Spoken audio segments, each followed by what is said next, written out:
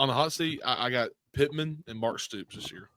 All I right. think that, I don't think Hugh Freeze is on the hot seat just yet. I think they're gonna give him one more year, unless it's just an absolute disaster season, honestly. But Stoops, I think it's just time to finally, either retire, just step down from coaching at Kentucky, go somewhere else, or do something. I don't know if it's his time to really, if it's his times up at Kentucky, but I think eventually someone on that board is getting tired of watching this. And Sam Pittman, you have to be better. This has to be this is your last year. I mean, they shockingly brought you back. I'm not saying it's a bad thing. I still think he's a good coach. But the last few years has been disappointing there, obviously, and I think with them sticking with you shows that they trust him. But he is on the hot seat, so I got Stoops and Pittman in mind. I like that. I like that. I mean, I think that's fair. And I think what you talked about, I'll tell you, I've got the two on mine is definitely Sam Pittman. I feel like he saved his job this past season. Yeah. What does the Bobby Petrino Sam Pittman marriage look like in year two? There was an exciting element to Arkansas this past year. You mentioned 70 on Arkansas Pine Bluff. Yeah. Well, there's that. But once again, I feel like maybe their fans maybe, were able to kind of put they were able to look and say, you know what, if this happened, that happened, maybe we end up with a better record. I'm going to go with another name here, and it's just interesting to me. I'm going to say Billy Napier, and I'm going to say this is why. He's a riser, but he's also on the hot seat. Because I think if for some reason it doesn't work out, I don't know how you could go with him into the next year, if that makes sense. And that might be a hot take, but no, I think it's okay to say that. If you go 6-6, it's like, well, yeah, you got us to this point, and I think it begs the question here of, is he just a guy that brings a little bit of excitement, or is he the guy that gets you over the top? And if you're Florida, you can't just be looking for stabilizing head coaches. You know what I mean? Like, you've got to be able to push the envelope if you're at Florida, because that's a program that is built to win a national title in terms of what you need and the things that have to be in place to go win a title, right? Is Napier that guy? I don't know. There was a lot of excitement, and I'm not trying to downplay the excitement that he had towards the end of the season. Ralph, like you mentioned, the late flip, the kid from Oregon over to Florida, there's excitement building there. You have arguably one of the most God-given talented quarterbacks in the country coming back, very raw in DJ Lagway, but Lagway's a very, very good young man in terms of his ability to play football. So you have a lot of things going for you, but what if, Ralph, like you said, Lagway doesn't get hurt and they go 5-7? Yeah.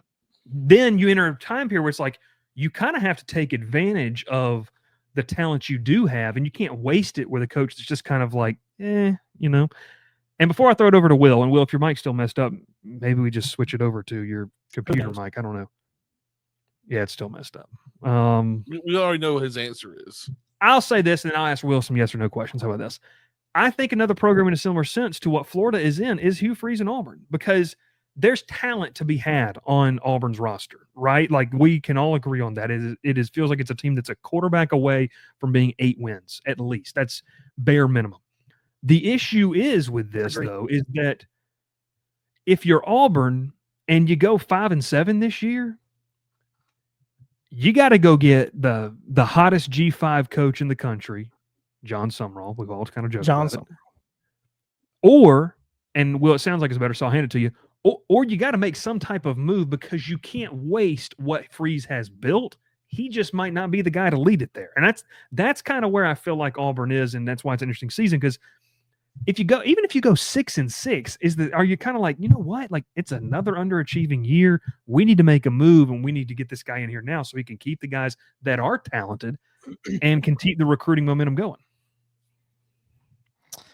Yeah, well, first of all, disagree that Auburn's a quarterback away. They're about a quarterback and 5 offensive linemen away from being competitive. Just competitive. So they have to be creative. That's why you go get a Jackson Arnold, a guy that can move around in the pocket. That's why you go out and get a Deuce Knight, 5-star quarterback, so you can kind of start to build it. But, it's interesting that you say that maybe Hugh Freeze is the guy to build it, but not the guy to lead it, because, being an Auburn fan myself, I talk to a lot of Auburn fans. There's a lot of Auburn fans that feel that way too. that have felt that way since the day Hugh Freeze was hired. Like, yeah, he's going to get the roster back, but is he going to win a national title? That's always been the question, which was kind of the expectation now at Auburn. And, it's even harder to win now playing a 12-team playoff. So is he a guy that gets Auburn into the playoff and competes for a national championship? So it definitely is Auburn. Or Hugh Freeze definitely is, I think, has the hottest seat because 11-14 is inexcusable at Auburn.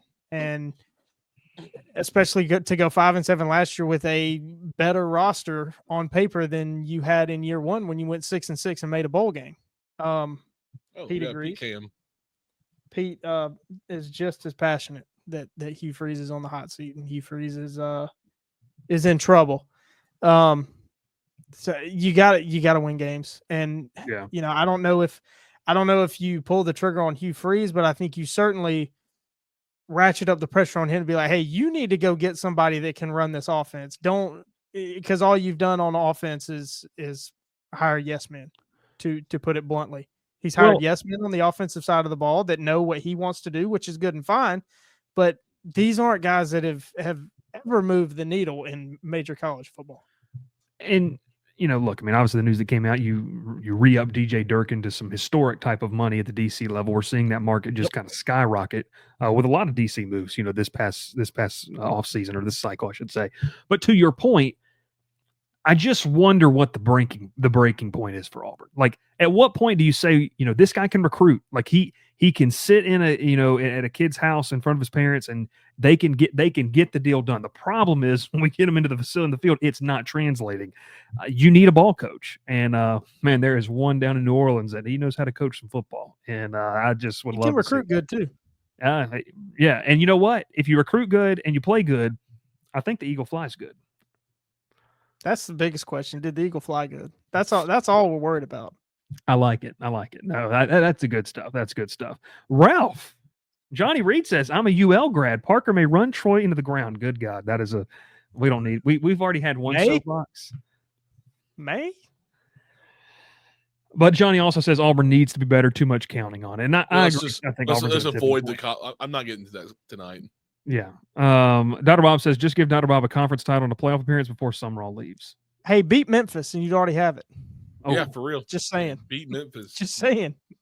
Win your games. It's easy to make the playoff. Just win your games. I love it. I wanted to ask you guys this.